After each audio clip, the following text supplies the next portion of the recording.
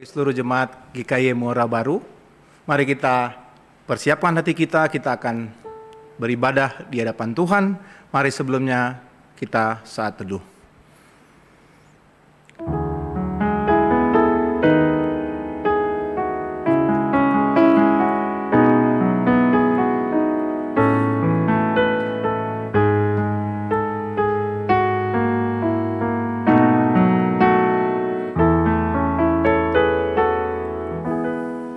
Saya mengajak seluruh jemaat untuk berdiri. Dengarkanlah panggilan ibadah kita. Pujilah Allah kami, hai bangsa-bangsa, dan perdengarkanlah puji-pujian kepadanya. Mari kita angkat pujian yang menyatakan penghormatan kita, penyembahan kita kepada Tuhan. Nyanyi dan bersoraklah.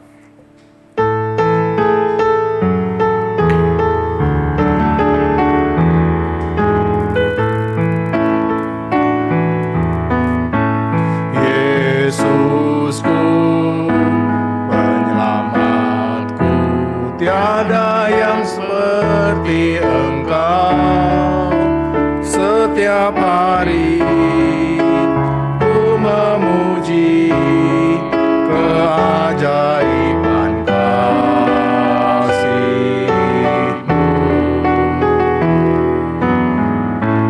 Penghibur, pelindung, menara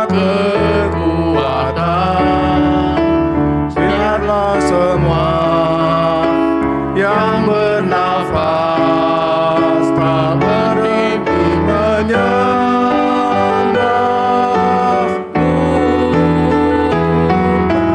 Nyanyi dan bersoraklah bagi Dia, pujian, hormat, kuasa bagi Raja.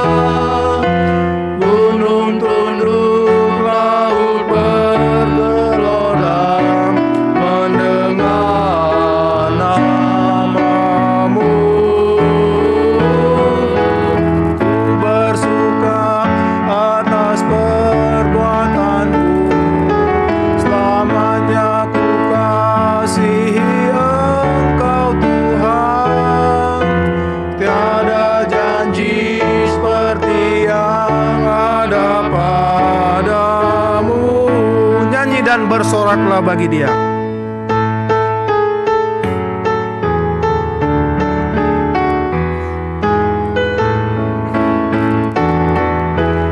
Nyanyi dan bersoraklah bagi Dia, pujian, hormat, kuasa bagi Raja. Gunung tunduk, laut bergelora mendengar nama-Mu. Ku bersuka atas perbuatan-Mu, selamanya ku kasihi Engkau Tuhan. Tiada janji seperti yang ada padamu. Mari kita berdoa. Benar ya Tuhan, seperti pujian yang kami nyanyikan, tiada yang seperti Engkau Tuhan. Engkau mulia, Engkau ajaib, Engkau penuh kuasa, dan Engkau sangat mengasihi kami, umat-Mu. Terima kasih Tuhan, kalau Engkau menuntun kami waktu demi waktu hingga sampai di hari perhentian-Mu ini. Kami boleh datang di hadapan-Mu, beribadah, memuji dan menyembah-Mu.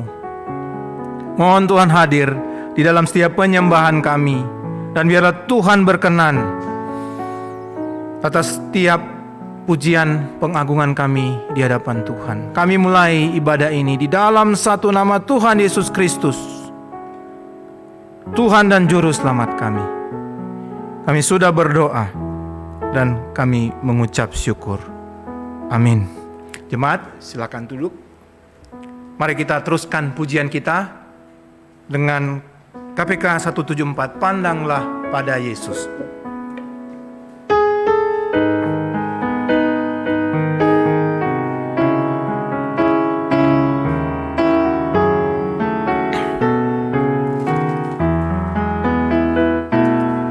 Lelah dan susah jiwamu, serta gelap gulitakan. Pandanglah terang juru selamatmu, hidupmu kan bahagialah. Pandanglah pada Yesus. Pandanglah pada Yesus, pandanglah wajah mulianya. Di dalam terang kemuliaannya, dunia akan menjadi hampa. Dari maut ke hidup yang kekal, ikutlah jejak Tuhanmu. Kuasa dosa takkan kekangmu, kau dapat mengalahkannya. Pandanglah pada Yesus, pandanglah wajah mulianya. Di dalam terang kemuliaannya, dunia akan menjadi hampa.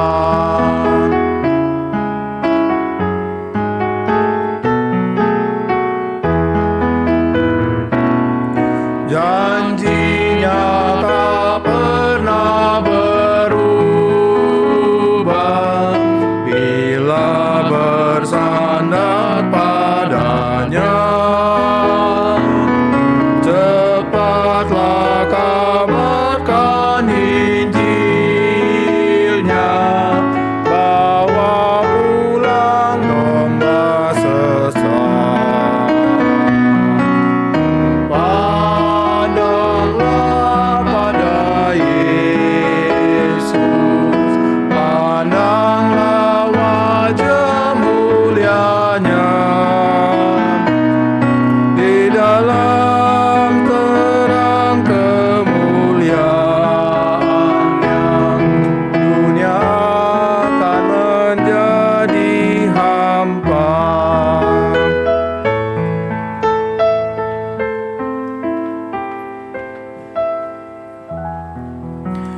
Bapak Ibu Saudara, saya undang untuk bangkit berdiri. Dengarlah ayat pengakuan dosa yang terambil dari Mazmur 69 ayatnya yang ke-6. Ya Allah, Engkau mengetahui kebodohanku, kesalahan-kesalahanku tidak tersembunyi bagimu. Mari Bapak Ibu Saudara, kita datang kepada Tuhan mengakui setiap dosa dan pelanggaran kita.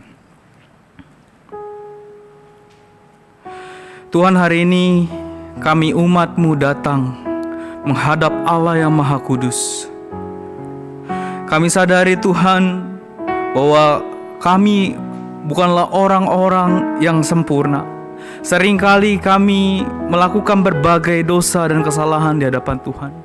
Seringkali kami melakukan berbagai hal yang tidak berkenan di hati Tuhan. Maka itu Tuhan, hari ini di dalam segala kelemahan kami datang kepada Tuhan, memohon anugerah, belas kasihan dan pengampunan yang daripada Tuhan. Ampuni Tuhan kalau seringkali kami tidak sepenuh hati di dalam mengikut Engkau ya Tuhan. Terkadang kami mengutamakan Tuhan, terkadang kami melupakan Tuhan. Terkadang kami bisa begitu berapi-api setia, berkomitmen untuk melakukan firman Tuhan. Tapi terkadang tatkala berbagai situasi yang kami hadapi, iman kami menjadi lemah dan kami mulai melalaikan kebenaran firman Tuhan. Ampuni Tuhan, kalau seringkali kami setengah-setengah ketika mengikuti Engkau ya Tuhan. Kami tidak sepenuh hati, kami tidak berkomitmen penuh. Karena itu Tuhan, hari ini kami datang memohon anugerah daripada Tuhan. Ampuni kami. Kami rindu Tuhan, hidup kami mengikuti Tuhan dengan setia, dengan sepenuh hati. Tidak setengah-setengah kami, tetapi kami mengikut Tuhan sepenuh hati kami. Ampuni juga Tuhan kalau seringkali perkataan, perbuatan, dan tingkah laku kami tidak berkenan di hadapan Tuhan. Tuhan, tolong jaga hidup kami, untuk kami boleh tetap hidup kudus, setia mengikut Tuhan, setia mengikut Engkau ya Tuhan. Terima kasih Tuhan, sucikan, kuduskan kami dengan darah-Mu yang kudus. Dalam nama Tuhan Yesus kami berdoa dan mengucap syukur. Amin. Bapak Ibu Saudara, dengarlah petunjuk hidup baru terambil dari Amsal 3 ayat 3 sampai ke 4.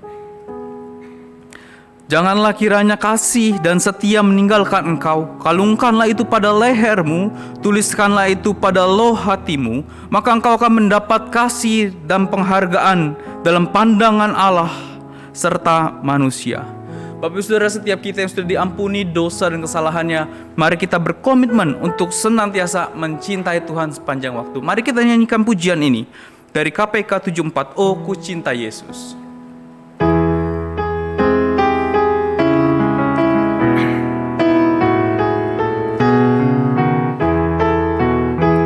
Ada nama yang ku gemar, yang patut dipuji, indah benar suaranya, nama yang terindah. Oh, ku cinta Yesus, oh ku cinta Yesus.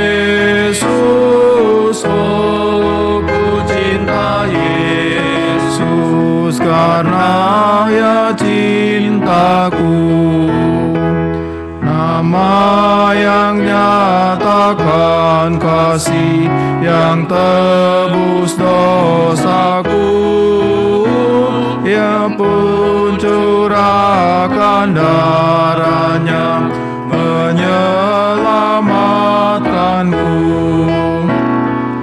Oh, ku cinta Yesus, oh ku cinta Yesus, oh ku cinta Yesus, karena ya cintaku. Mari Bapak Ibu Saudara, bersama dengan segala gereja di segala abad dan tempat, mari kita mengikrarkan pengakuan kita, pengakuan iman rasuli.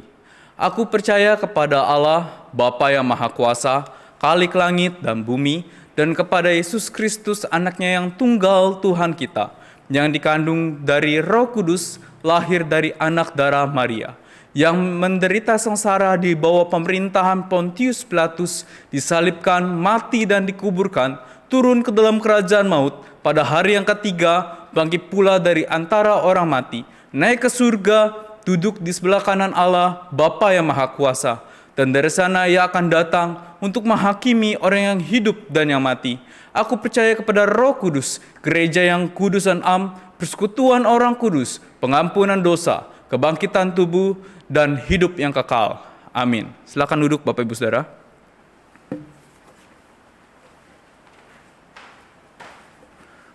Jemaat yang dikasihi Tuhan, sebentar lagi kita akan membaca firman Tuhan dan merenungkannya. Sebelumnya mari kita angkat satu pujian, Sentuh Hatiku.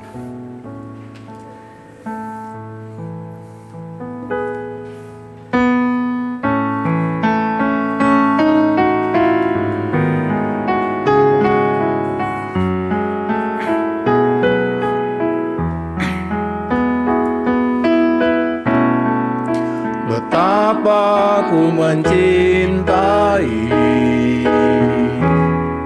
segala yang telah terjadi, tak pernah sendiri jalani hidup ini, selalu menyertai. Betapa ku menyadari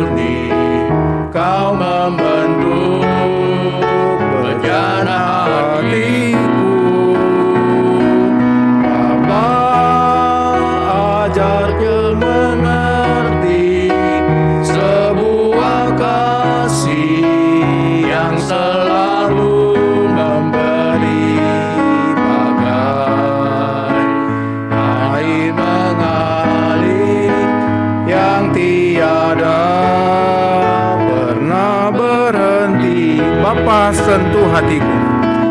Bapa sentuh hatiku, ubah hidupku menjadi yang baru, bagai emas yang murni.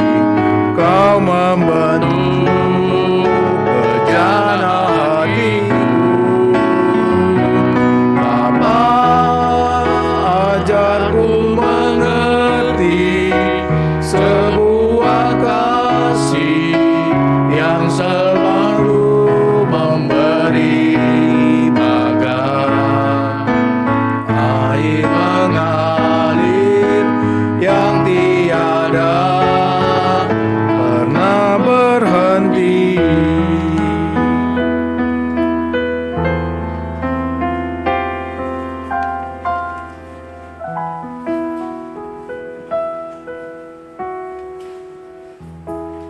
Jemaat yang dikasihi Tuhan, puji Tuhan. Hari ini Tuhan kembali memberi kesempatan kepada kita untuk mendengar firman Tuhan. Namun sebelum kita mendengar firman Tuhan dan juga membahas bagian firman Tuhan ini, mari kita berdoa terlebih dahulu. Bapa dalam surga, terima kasih untuk kesempatan yang Kau berikan. Kalau hari ini Tuhan izinkan kembali kami untuk beribadah. Meskipun belum di gedung gereja, kami Tuhan di rumah atau dimanapun berada, biarlah kami tetap konsentrasi, kami tetap memberikan waktu kami untuk kami siap membuka telinga kami untuk kami boleh mendengar firman Tuhan, dan juga hati kami untuk siap menerimanya dan dengan senang hati menerima. Tuhan tolong juga kami semua agar diberikan ketenangan kepada kami, mungkin dengan tempat yang terbatas, mungkin ada gangguan dari anak-anak kami, atau juga mungkin sinyal kurang baik, biar Tuhan yang menolong. Sehingga firman Tuhan yang kami dengar ini sungguh kembali mengubahkan kami. Karena kami butuh firman Tuhan untuk menguatkan dan menyegarkan kami. Dalam nama Tuhan Yesus kami telah berdoa. Amin. Jemaat yang dikasihi Tuhan, hari ini kita membahas satu tema, yaitu jemaat di Laodikia. Jemaat di Laodikia. Jemaat Laodikia ini adalah pembahasan jemaat yang terakhir yang ditujukan oleh Tuhan kepada Rasul Yohanes ketika dia mendapatkan satu penglihatan. Dan Tuhan menitipkan untuk berbicara tentang 7 jemaat. Dan jemaat di Laodikia ini adalah jemaat yang ke-7. Kalau kita perhatikan, jemaat Laodikia ini adalah sangat istimewa. Kenapa istimewa? Karena ini satu-satunya jemaat di antara 7 jemaat tersebut yang bukan dipuji, tetapi dicela oleh Tuhan kita Yesus. Mengapa Tuhan mencela? Seburuk apakah jemaat Laodikia ini sehingga saudara-saudara yang dikasihi Tuhan, Tuhan mencela, Kristus mencela jemaat di Laodikia ini. Kita buka dari Wahyu pasal ketiga ayat 15 sampai 16. Wahyu 3 ayat 15 sampai 16 dikatakan demikian. Aku tahu segala pekerjaanmu. Engkau tidak dingin dan tidak panas. Alangkah baiknya jika engkau dingin atau panas. Jadi karena engkau suam-suam kuku dan tidak dingin atau panas, aku akan memuntahkan engkau dari mulutku. Jadi inilah teguran dari Tuhan Yesus. Sebelum kita membahas lebih jauh, kita perlu memahami seperti apa sih jemaat Laodikia ini. Jemaat Laodikia berada di kota Laodikia, ya. Jadi seperti kalau kita GKY, ada GKY di jalan ya, Muara Karang ini. Atau kalau di daerah biasa kita sebut kotanya. Misalnya GKY Pangkal Pinang atau GKY Jambi. Misalnya seperti itu. Nah, jadi jemaat Laodikia ini berada di kota Laodikia. Kota Laodikia ini adalah kota yang dibuat oleh seorang yang bernama Antiochus. Antiochus dari Syria. Antiochus dari Syria ini kemudian dia mempersembahkan suatu kado, suatu hadiah untuk istrinya yang bernama Laodike. Hadiahnya saudara sangat luar biasa karena dia adalah kaisar, saudara ya. Hadiahnya adalah apa? Hadiahnya membangun satu kota. Dan kota itu dinamakan nama istrinya tadi, yaitu Laodike, Laodikia. Karena kado yang terbaik untuk yang tersayang, wajar kalau apa? Kalau kota ini dipersiapkan sedemikian baik, dipersiapkan dengan penuh perhitungan, sehingga akhirnya kota ini berkembang, bukan menjadi sembarang kota, tetapi menjadi kota yang besar, kota yang ramai, kota yang terkenal. Kenapa? Ada 3 ciri khas yang kita bisa lihat dari jemaat di Laodikia ini, mengapa menjadi terkenal. Pertama, kota Laodikia dikenal sebagai salah satu pusat kegiatan perbankan dan keuangan yang terbesar pada dunia saat itu. Karenanya dia menjadi kota yang makmur. Bukan hanya makmur, tapi termakmur dan terkaya di dunia.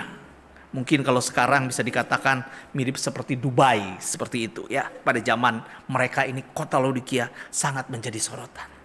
Pada tahun 61 ternyata ada gempa bumi yang menghancurkan kota ini.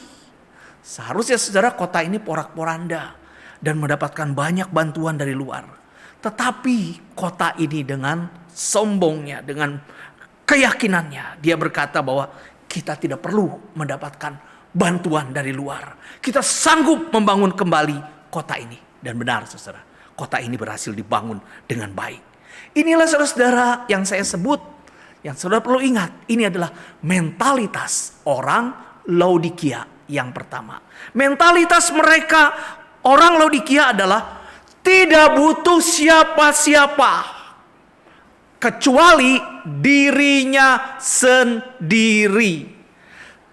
Kota Laodikia tidak butuh bantuan siapa-siapa. Dirinya sendiri sanggup memulihkan dan membangun kota ini menjadi kembali kota terkaya di dunia. Yang kedua, kota ini juga termasyhur karena apa? Karena pusat fashion. Dan saudara-saudara juga hasil fashion tersebut sangat baik karena tekstilnya baik, yaitu apa? Kerajinan pakaian mereka, khususnya pakaian yang terbuat dari wool. Bulu domba Laodikia ini terkenal sangat lembut, sangat halus juga, mengkilap dan warnanya hitam keunguan. Zaman dulu hitam keunguan itu merupakan lambang kekaisaran, lambang orang kaya. Jadi bulu dombanya amat indah, anggun kalau digunakan sebagai jubah kebesaran. Kebesaran bukan kegedean ya. Artinya adalah jubah yang dipakai untuk menunjukkan hebat. Nah, inilah mentalitas dari Laodikia yang bangga dan yakin dengan kecantikannya, dengan ketampanannya, dengan pakaiannya, fashionnya yang terbaik. Sehingga mereka punya mentalitas apa? Mentalitas obsesi, satu keinginan bahwa mereka ini harus dikagumi oleh orang. Semua orang harus mengagumi. Jadi kalau tadi sudah terkaya, ya, termakmur, maka sekarang tercantik, tertampan, paling disoroti, paling bagus bajunya. Mirip Dubai, saudara ya, mirip Uni Emirat Arab. Mereka pengen ter gitu ya. Bangunan tertinggi di sana, mall terbesar di sana, saudara, dan ter yang lainnya ada di sana. Nah, saudara kasih Tuhan, yang ketiga, Laodikia juga ini ternyata saudara tersohor atau terkenal karena apa? Karena mutu sekolahnya. Bukan sembarang sekolah, tetapi sekolah kedokteran. Kalau kita tahu sekolah kedokteran mahal, saudara ya. Sekolah kedokteran itu susah, saudara. Jadi kota ini sangat luar biasa. Selain sekolahnya bagus mutunya, juga menghasilkan 2 dokter yang tersohor hebat. Yaitu namanya Seuxis dan Alexander Filaletes. Ya susah, saya bukan orang sana jadi susah bacanya. Saudara, jadi Seusis dan Alexander ini saudara, reputasinya sangat hebat sehingga wajah mereka diabadikan. Bukan jadi patung, tetapi dalam mata uang mereka, dalam koin mereka ada gambar dari Seusis dan Alexander ini. Ya, nah saudara kasih Tuhan, karena prestasi medis dari kota ini saudara, bukan hanya karena dokter tersebut, tapi juga menghasilkan satu saudara obat dari hasil dua dokter tersebut, yaitu penelitian. Dan akhirnya terjadilah salep mata mereka, salep telinga yang mereka produksi itu nomor 1. Ya, salep mata dan salep telinga. Jadi tidak heran orang-orang Laodikia merasa apa? Dirinya selalu sehat. Pendengaran dan penglihatan mereka saudara istimewa. Jadi saudara kita lihat top ya. Sudah kaya, sudah makmur, sudah tampan, cantik, juga pinter. Juga apa? Saudara-saudara berprestasi. Tetapi saudara-saudara, kelebihan-kelebihan tersebut membuat mereka bangga. Tetapi mereka lupa akan sisi kenyataan yang lain. Kalau saudara-saudara pernah menyaksikan saudara satu film tentang kapal ya, tentang kapal yang bernama Titanic, saudara tahu. Titanic itu dibuat dengan satu kekaguman bahwa apa? Mereka akan membuat kapal yang besar di mana tidak bisa tenggelam. Tetapi yang menenggelamkan apa? Yang menenggelamkan adalah es di laut tersebut ya. Nah saudara, jadi inilah yang dialami juga oleh orang Laodikia sebenarnya.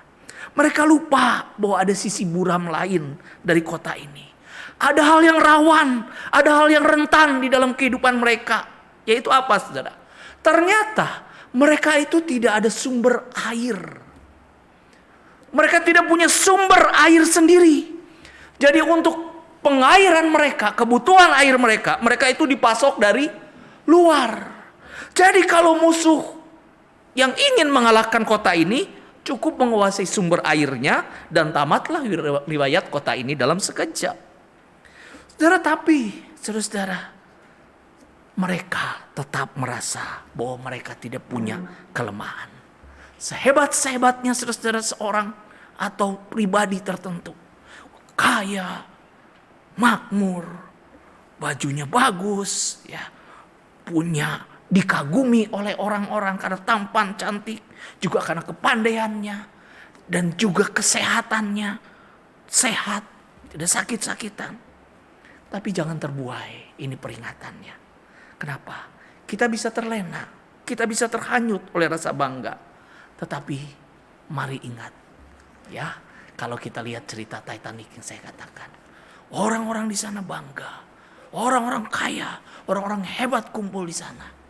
Tetapi ternyata untuk meninggal dunia di sana. Terima kasih Tuhan. Jadi setiap orang sehebat-hebatnya ada titik lemah. Jadi jangan saudara iri kepada orang yang punya kelebihan begitu banyaknya, begitu luar biasanya. Saudara, sehebat-hebatnya orang ada titik lemahnya. Sekuat-kuatnya satu kota ada titik lemahnya. Amerika bangga dengan menara WTC-nya ya, menara WTC, menara kembar tersebut. Tapi dalam sekejap hancur dan dikenang sampai sekarang. Terima kasih Tuhan, mentalitas Laodikia ini ternyata merambat juga ke jemaat.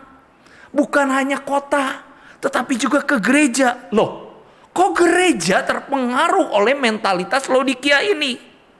Saudara, jangan berpikir bahwa gereja itu kuat. Bahwa gereja di satu tempat itu pasti menggarami kota tersebut. Pasti menjadi berkat bagi negara tersebut. Belum tentu. Bisa saja justru dunia ini yang menggarami gereja. Sehingga gereja saudara terbawa arus. Saudara yang kasih Tuhan, di dalam dunia ini memang kita berinteraksi dengan masyarakat dunia, dengan keadaan dunia. Itu mau gak mau, saudara, kita tidak bisa keluar lepas dari dunia ini. Tetapi kita seharusnya gereja jangan digulung oleh dunia. Jangan ditenggelamkan oleh dunia. Jangan digarami oleh dunia. Tuhan Yesus berkata kita adalah garam dunia. Kalau garam itu sudah tidak asin lagi, tidak ada gunanya. Saudara-saudara yang dikasih Tuhan, bagaimana? Tuhan inginkan ada pertobatan. Ada perubahan yang radikal menyeluruh bagi mental kita sebagai orang Kristen. Kalau mental orang Kristen, mental kita masih sama dengan dunia ini, berarti kita tidak membawa garam dan terang. Saudara dikasih Tuhan, pada dasarnya mari kita jangan merasa serba cukup. Kita dapat berkata kepada Tuhan, Tuhan, saya bisa ini, saya punya kemampuan. Tuhan selalu memberkati. Saudara, tidak. Kita harus menyadari bahwa kita ini rapuh. Sehingga dalam Wahyu 3 ayat 17 dilanjutkan, Tuhan Yesus berkata kepada jemaat Laodikia ini,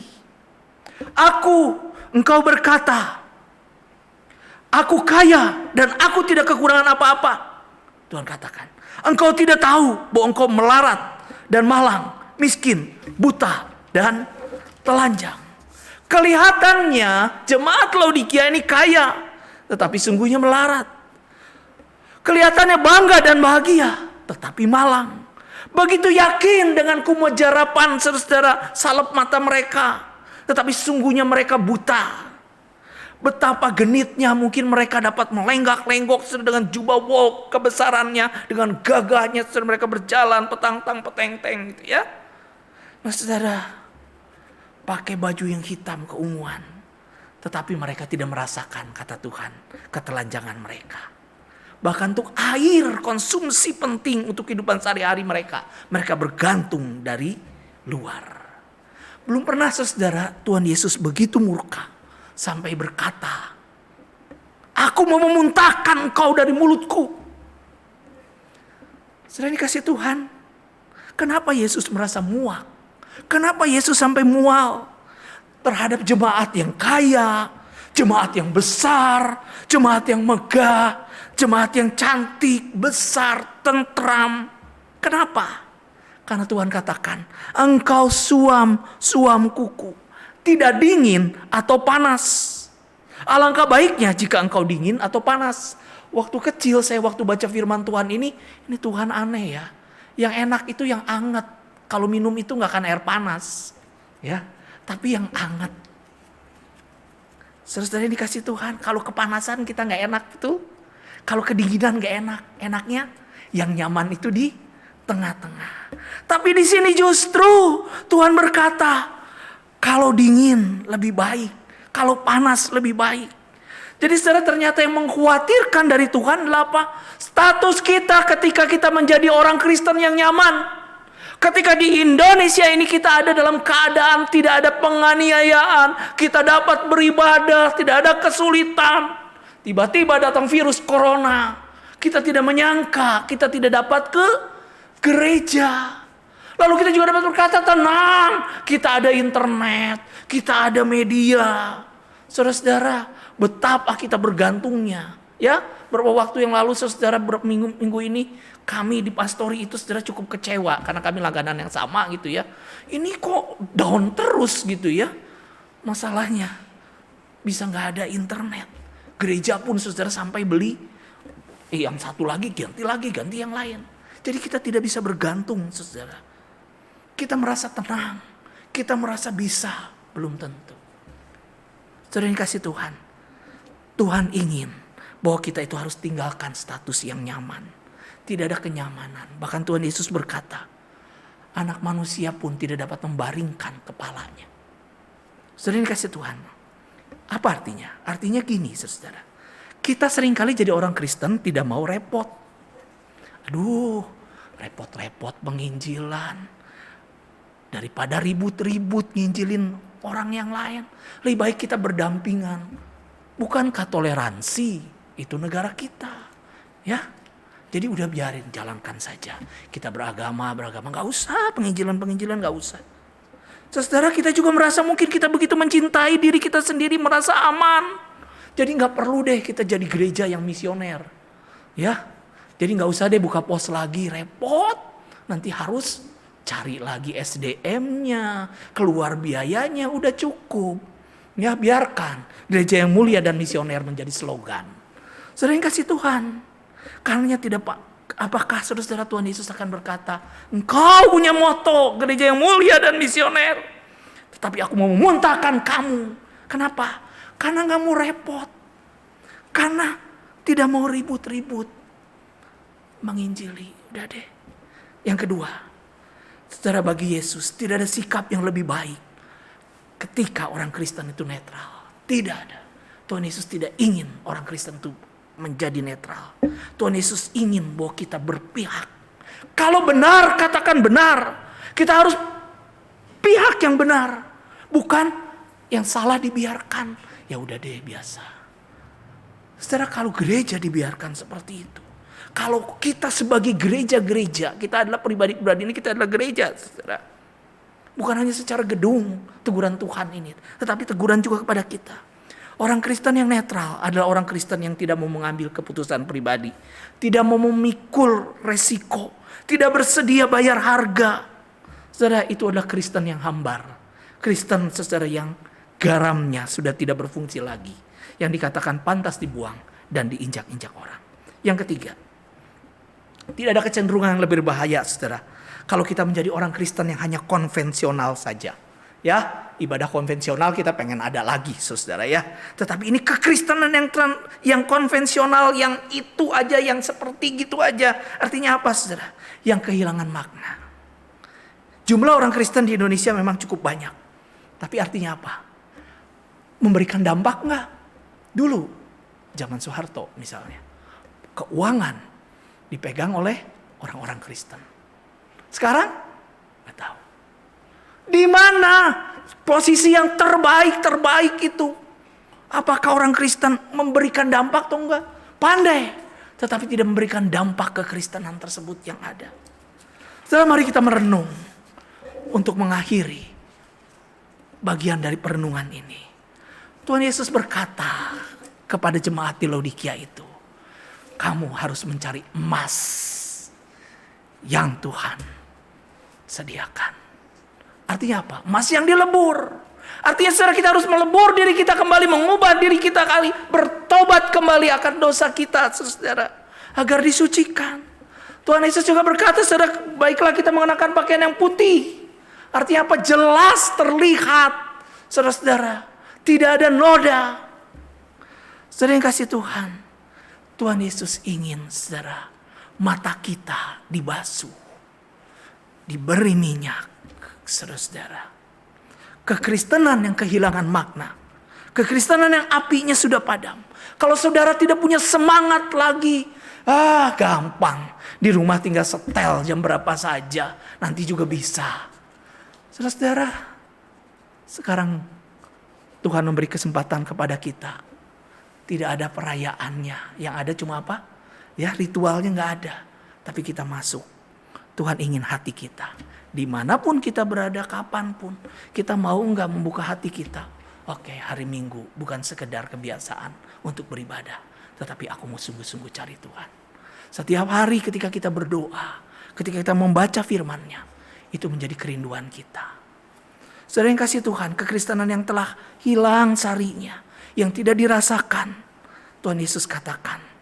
Ya, ada kata-kata, saudara, orang-orang bilang, konon katanya. Bapak gereja bilang, yang mau dekat Tuhan Yesus itu akan berada di dekat api. Tidak mungkin suam-suam kuku. Kecenderungannya, saudara, kita ingin di status yang nyaman. Tidak mau repot-repot, tidak mau berapi-api. Kecenderungannya itu kecenderungan universal. Kita kalau sudah enak, ya sudah nyaman. Sudah ada di gedung seperti ini, sudah nyaman. Ngapain kita cari jiwa lagi? Ngapain kita repot-repot pergi ke daerah? Ngapain kita cari suku yang terasing? Ya, suku yang belum katanya dengar Injil. Ngapain doain mereka? Orang jemaat aja banyak yang sakit, nggak didoain. Kita juga lupa itu ya. Kita harus doakan mereka. Ngapain yang lain? Ngapain doain Indonesia? Udah buat kita aja sendiri. Ngapain doain teman-teman yang lain yang punya persoalan? Saya sendiri aja punya persoalan. Saudara, kekristenan harus menjadi garam dan terang. Kekristenan yang abu-abu, kekristenan secara yang hanya tinggal sisa sarinya saja. Paulus katakan, janganlah hendaknya kerajinanmu kendor, biarlah rohmu menyala-nyala. Tuhan Yesus menutup di dalam kitab Wahyu bagi jemaat Laodikia ini, siapa bertelinga, hendaklah ia mendengarkan apa yang dikatakan roh kepadanya. Mari kita yang mempunyai telinga saat ini mendengar. Kalau saudara sekarang ada dalam status kenyamanan saudara, saudara terbuai oleh kekayaan saudara, atau saudara terbuai oleh masalah saudara, saudara terbuai oleh kenyamanan, rasanya nggak usah ke gereja deh, di rumah aja udah cukup deh. Jadi kalau pasti tanya, yuk kita sudah kebaktian konvensional, jangan dulu deh, takut. Memang kita harus waspada, ya, jaga sesuai protokol yang ada. Tapi jangan itu mengecilkan kita, membuat kita ngerasa nyaman. Udah deh, udah enak deh, rekaman aja udah, hamba-hamba Tuhan, ya, pelayan-pelayan udah, kita di rumah aja, dengar santai-santai. Tidak. Ketika sekarang Tuhan kasih ada dalam keadaan nyaman sebentar, di rumah, tidak kemana-mana, tidak sempat penginjilan, hanya bisa berdoa. Tapi akan ada waktunya. Ketika COVID ini selesai, mari punya api, punya semangat, kembali tunjukkan kekristenan. Jadi berkat. Bahkan di tengah seperti ini pun kita dapat terus berbagi. Tunjukkan bahwa kalau minta pertolongan kepada siapa? Orang Kristen. Bukankah banyak ada trade merek tertentu gitu ya. Kalau kita butuh bantuan, datang deh ke itu. Ya, cepat bantuan sosialnya. Kalau rumah sakit yang murah, yang kita dapat menolong kita, datang ke sana. Sering kasih Tuhan juga jangan cuma mentalitas, artinya apa? Kita nggak bisa apa-apa, kita miskin, kita tidak berdaya, ya sekarang karena pekerjaan. Terus kemudian gereja memberikan bantuan, ya udah gereja tetap bantuan, ngapain cari pekerjaan? Enggak, kita harus terus bekerja. Bapa di surga pun bekerja, kita pun bekerja. Mari. Bukan hanya di dalam kehidupan kita menunjukkan kekristenan dengan cara mengabarkan Injil, dengan cara menyatakan iman kita, tetapi juga mentalitas Kristen itu harus nyata di dalam kehidupan kita. Mentalitas yang siap berjuang membawa nama Tuhan. Mentalitas yang berkata bahwa apa? Kebenaran yang kita pegang. Mari kita berdoa. Tuhan, kami punya telinga, biarlah kami boleh membuka. Kami punya mulut, tiba saatnya nanti kami memberitakan tentang nama-Mu, kami mau menyaksikannya. Kami punya kaki untuk melangkah, biarlah kami boleh melangkahkan kaki kami mencari jiwa-jiwa yang terhilang. Kami tidak hanya cukup puas dengan jumlah rekan-rekan yang boleh beribadah bersama-sama. Kami tidak hanya cukup puas dengan kerohanian kami yang kami sudah tahu firman Tuhan hanya lewat kebaktian seminggu sekali atau tambahan dengan kebaktian doa. Tetapi kami juga mau mencari firman Tuhan yang benar. Ketika begitu banyak tawaran firman Tuhan di dalam media yang ada Tuhan, kami juga bukan hanya sekedar terima, tetapi kami juga mau menyaringnya, mau menggalinya. Kami mempunyai Tuhan satu mentalitas yang tidak mudah menyerah. Punya mentalitas seperti Engkau Tuhan yang rela berkorban untuk nama Tuhan boleh ditinggikan dan dimuliakan. Tuhan Yesus kami telah berdoa. Amin. Tuhan berkati.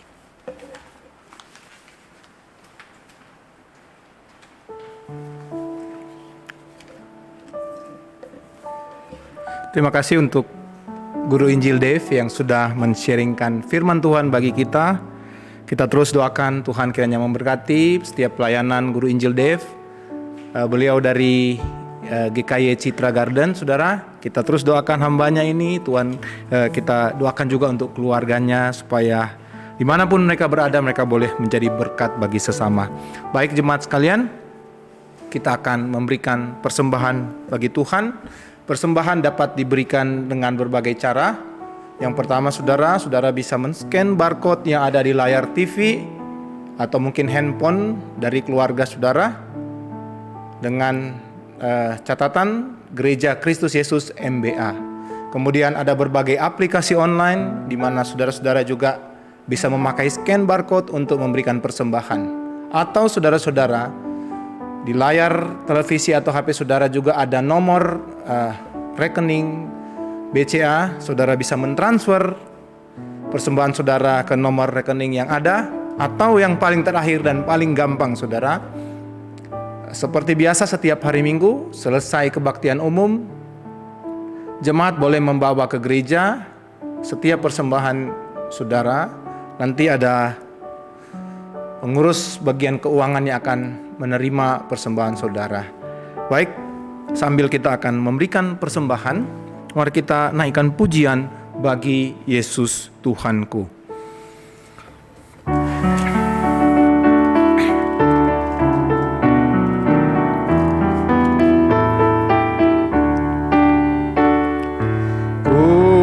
Serahkan bagi Yesus semua yang ku miliki, pikiran perbuatanku ku serahkan bagimu. Bagi Yesus, bagi Yesus, bagi Yesus Tuhanku. Bagi Yesus, bagi Yesus, bagi Yesus Tuhanku. Tanganku serah bagi Yesus, tiap langkah hidupku, dan mataku pandang Yesus, mulutku memujimu. Bagi Yesus, bagi Yesus Tuhanku. Bagi Yesus, bagi Yesus, bagi Yesus Tuhanku.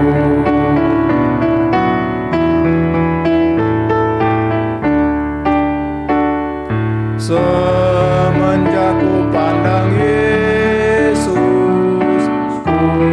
sampaikan dunia. Bila ku ingat salibmu, kau menjadi milikku.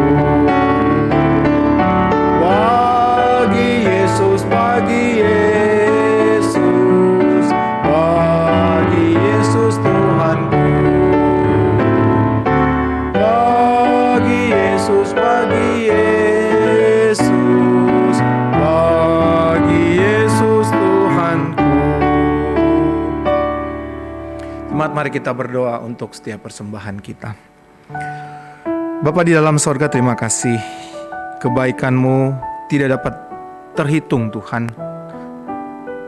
Dari kami Engkau hadirkan di dunia ini, dan di dalam perkembangan kehidupan kami, pertumbuhan baik jasmani dan rohani kami, banyak hal Tuhan yang sudah Kau buat baik sekali Tuhan. Engkau memperhatikan semuanya, Engkau cukupkan. Apa yang dapat kami balas Tuhan? Apa yang kami berikan ini mungkin tidak sebanding dengan apa yang Tuhan berikan, tapi Engkau melihat isi hati kami Tuhan. Kami beri dengan hati yang sungguh-sungguh, mengucap syukur berterima kasih untuk segala kebaikan Tuhan yang Tuhan nyatakan di dalam kehidupan kami setiap hari. Biarlah Tuhan menerima setiap persembahan ini Tuhan, dan persembahan ini dipakai, dikelola dengan baik untuk pekerjaan pelayanan kerajaan-Mu di muka bumi ini. Orang-orang yang sudah Engkau tunjuk untuk mengatur akan keuangan ini, Tuhan juga beri hikmat bijaksana bagi mereka. Dan biarlah Tuhan, Kau terus berkati setiap jemaat-Mu, baik mereka yang sudah memberikan maupun mereka yang belum memberikan. Kau lihat isi hati mereka Tuhan, bahwa mereka semuanya tetap bersyukur dan berterima kasih kepada Tuhan. Meskipun kami tahu Tuhan, kami saat ini berada di masa-masa yang sulit seperti ini. Terima kasih Tuhan, terimalah persembahan kami ini. Di dalam satu nama Tuhan Yesus Kristus yang empunya gereja ini, pemilik dunia ini. Apa yang kami miliki Engkau punya Tuhan. Kami sudah berdoa dan kami mengucap syukur. Amin. Baik, saudara-saudara, dengarkanlah berita gembala dan kita akan berdoa syafaat. Saya terus menghimbau seluruh jemaat untuk tetap setia beribadah kepada Tuhan. Saudara, kita tidak banyak waktu yang dipakai. Kita hanya hari Minggu dan hari Rabu malam. Karena itu saya terus menghimbau, mengingatkan jemaat. Harap menyediakan waktu untuk datang bersekutu dengan Tuhan. Minggu depan persekutuan doa tanggal 18. Temanya adalah jangan melupakan Tuhan di dalam perencanaan. Harap jemaat boleh mengikuti meskipun secara online. Untuk kebaktian Minggu tanggal 22 November, hari ini kita sudah selesai dengan 7 jemaat yang ada di Wahyu. Minggu depan kita akan belajar tentang persembahan perpuluhan, saudara-saudara. Ya, apa itu persembahan perpuluhan? Saya rasa terus kita harus belajar ini. Ya, pengkhotbahnya adalah Lause Julius, pemimpin liturgis adalah Bapak Filipus, pemusik Bapak Lazarus Emin, multimedia Gabriel dan tim juga yang sudah dipersiapkan. Saudara, kita akan berdoa. Yang pertama kita akan terus doakan bangsa negara. Kita doakan perekonomian bangsa. Saudara, 8, 9, 10 bulan ini kita memang dalam tanda kutip berada di ekonomi yang sulit, saudara. Akan tetapi saya percaya Tuhan terus pelihara kita. Dan Tuhan terus pakai bangsa dan negara ini, terutama pemimpin kita, untuk bagaimana keluar dari masalah sulit pandemi COVID ini. Kita rindu saudara-saudara, semua ini mungkin selesai akhir tahun, di awal tahun kita akan kembali seperti semula. Kita doakan juga gereja kita GKI Muara Baru di dalam berbagai pelayanannya. Meskipun harus secara online, saudara. Sampai akhir tahun mungkin kita akan online. Tapi saya rindu jemaat, saya rindu juga dari gereja terus menjangkau seluruh jemaat. Saya rindu GKI Muara Baru jadi berkat bagi orang-orang yang ada di Muara Baru dan sekitarnya.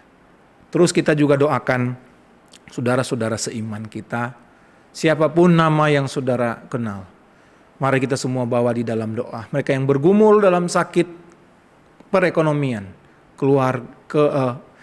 rukunan keluarga, biarlah Tuhan yang hadir terus dalam hidup mereka.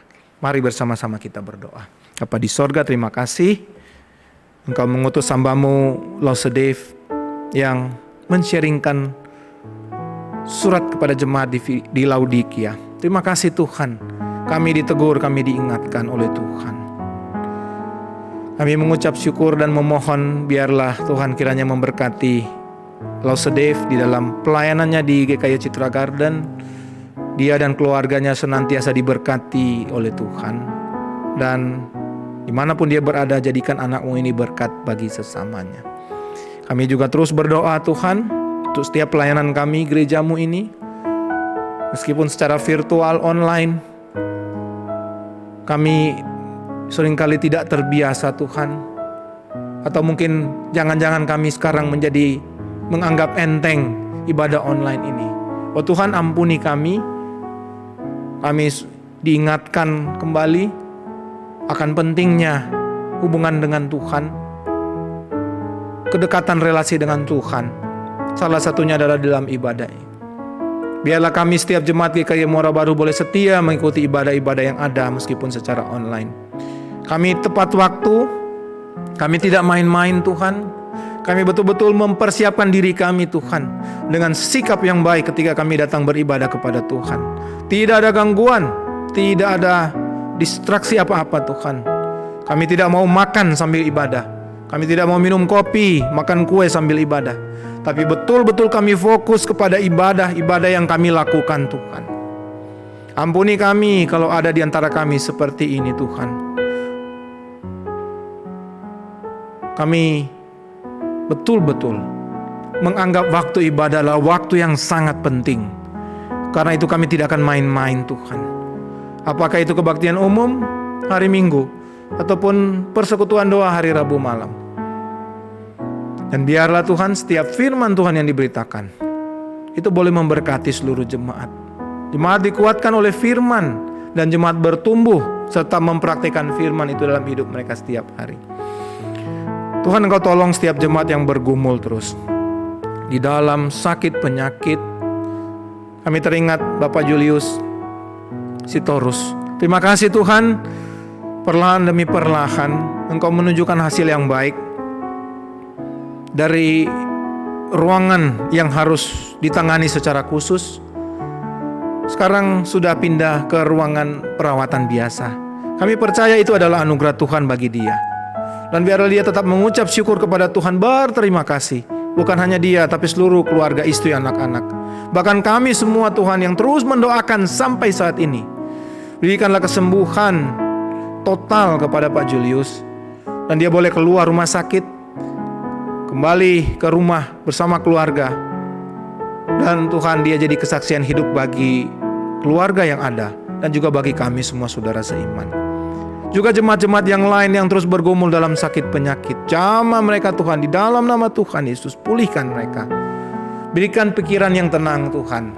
Meski masa yang sulit, pendapatan mungkin kurang, tidak ada pekerjaan, tapi biarlah pikiran tetap terarah kepada Tuhan. Tidak ada ketakutan, tidak ada kekhawatiran. Karena Tuhan pelihara setiap anak-anaknya. Memang kami harus mengalami masa yang sulit Tuhan, tapi kami akan menjalannya hanya dengan pertolongan Tuhan. Tolonglah jemaat-Mu juga yang kesulitan di dalam mencari pekerjaan. Tolonglah mereka juga supaya bisa sabar dan tetap tekun berdoa meminta kepada Tuhan. Beri mungkin alternatif pekerjaan. Apakah mereka harus berwira swasta, berusaha sendiri, atau mencari pekerjaan yang lain yang mungkin tidak sesuai dengan keinginan mereka, tapi mereka sangat membutuhkan. Biarlah semuanya diatur oleh Tuhan. Dan biarlah mereka juga tidak melupakan Tuhan, hanya karena fokus kepada bagaimana menghidupi kebutuhan setiap hari. Tolonglah mereka semua Tuhan. Berdoa juga untuk setiap jemaat-jemaat, keluarga-keluarga yang mungkin masih konflik Tuhan. Masa-masa yang sulit ini juga bisa membuat suami istri salah faham, orang tua anak-anak beda pendapat. Tolonglah Tuhan, hadir dalam hidup mereka dan damaikan mereka juga. Beri satu pengertian bersama yang jelas Tuhan. Dan bersama-sama mereka juga akan keluar dari masa-masa yang sulit seperti ini.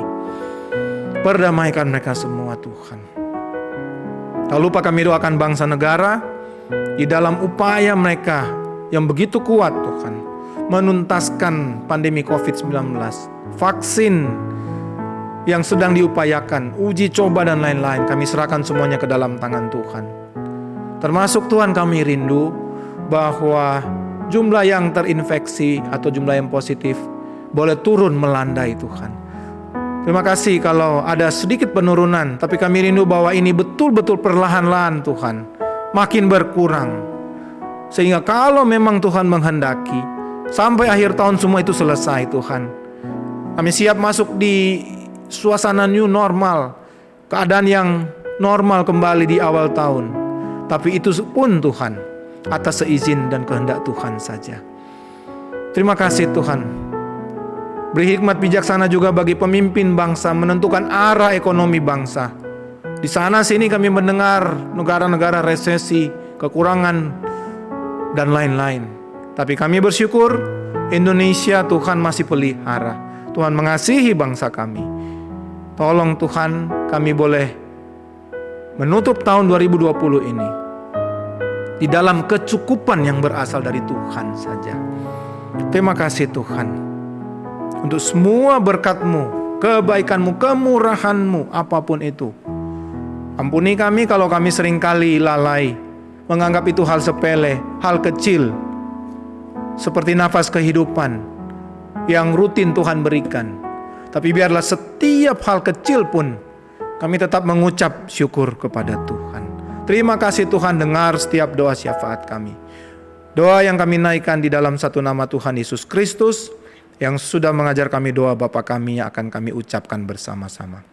Bapa kami yang di sorga, dikuduskanlah nama-Mu, datanglah kerajaan-Mu, jadilah kehendak-Mu di bumi seperti di sorga. Berikan kami pada hari ini makanan kami yang secukupnya, dan ampunilah kami akan kesalahan kami, seperti kami juga mengampuni orang yang bersalah pada kami. Dan jangan bawa kami ke dalam pencobaan, tetapi lepaskan kami daripada yang jahat, karena Engkaulah yang punya kerajaan, kuasa, dan kemuliaan sampai selama-lamanya. Amin. Jemaat, mari kita berdiri, kita naikkan pujian pengagungan kita, doksologi, kemudian kita terima berkat Tuhan.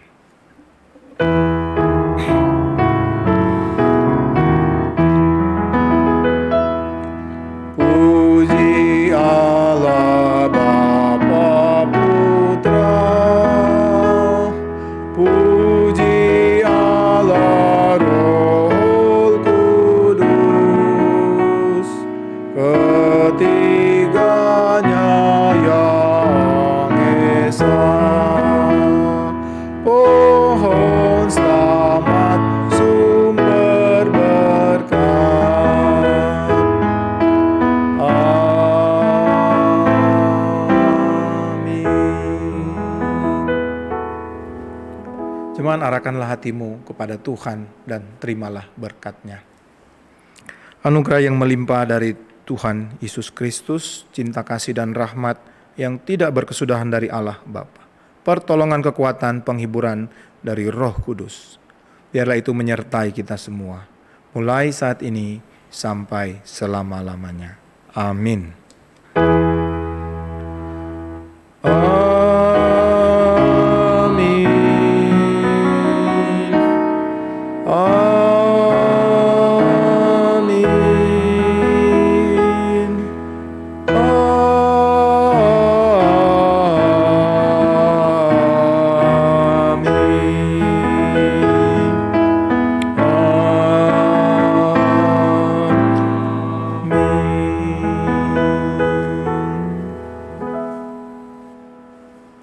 Jemaat, silakan duduk.